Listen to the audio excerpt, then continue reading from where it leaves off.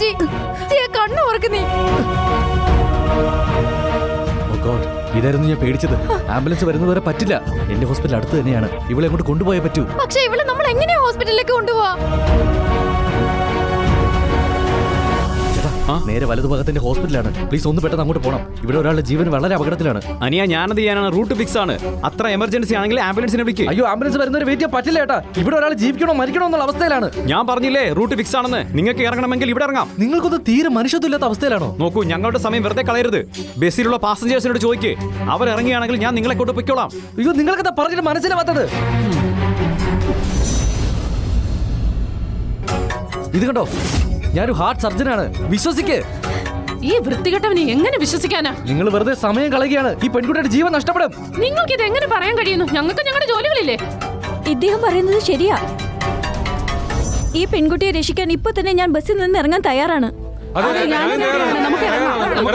Driver door തുറക്കൂ. അയ്യോ, നിങ്ങളൊന്ന് വേഗം ഇറങ്ങിപ്പോയി. ഇവളുടെ കണ്ണു പോലും തുറക്കുന്നില്ല. ജിയ,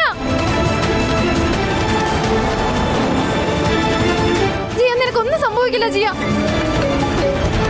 ഹലോ രാധിക മാം, ഞങ്ങൾ മാഡത്തിന്റെ അടുത്തേക്ക് കോൺട്രാക്ട് സൈൻ ചെയ്യാൻ വന്നോണ്ടിരിക്കുകയായിരുന്നു. അപ്പോഴേക്കും ബസ്സിലൊരു വൃത്തികെട്ട മനുഷ്യൻ ജിയെ ശല്യം ചെയ്തത് കാരണം അവൾക്ക് ഹാർട്ട് അറ്റാക്ക് വന്നു. Oh my god, I hope it's not serious.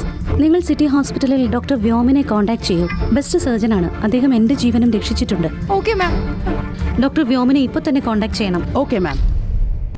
Jiya, നിനക്കൊന്നും സംഭവിക്കില്ല ജിയ. അങ്ങനെ നിനക്ക് എന്തെങ്കിലും സംഭവിച്ചാലേ എന്റെ പദ്ധതികളെല്ലാം അവതാളത്തിലാവും. ഇനി എങ്ങാനും നിനക്ക് കോൺട്രാക്ട് സൈൻ ചെയ്യാൻ പറ്റിയില്ലെങ്കിൽ എന്റെ കുച്ചി ബാഗും ഓടി കാറിന്റെ കാര്യമൊക്കെ അവതാളത്തിലാകും. ഇതെല്ലാം ആ വൃത്തികെട്ട മനുഷ്യൻ കാരണം സംഭവിച്ചതാ.